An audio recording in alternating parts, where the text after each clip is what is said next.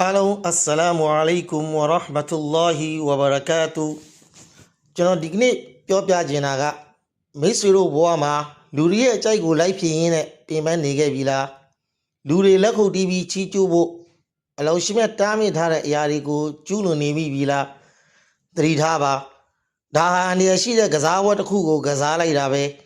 တော်တော်များဆလလောဟူအလိုင်ဟီဝါဆလမ်ကအလွန်လေးနဲ့စွာသတိပေးခဲ့ပါတယ်ومن التمس رضا الناس بسخط الله وكله الله الى الناس အလောရှိမြတ်ကိုစိတ်ဆိုးအောင်လုပ်ပြီးလူတွေရဲ့နှစ်သက်မှုကိုရှာဖွေတဲ့သူကိုအလောရှိမြတ်ကလူတွေရဲ့လက်ထဲသို့သာပြထားတော်မူတယ်ဟုတမန်တော်မြတ်ဆလလောဟူအလိုင်ဟီဝါဆလမ်ကမိန့်မာတော်မူခဲ့ပါတယ်လူတွေရဲ့စိတ်ဆိုတာဟာပြောင်းလဲတတ်တဲ့ဒီနေ့ချီးကျူးတဲ့သူကမနှံ့ဖြန်ကျင်ဆဲနိုင်တယ်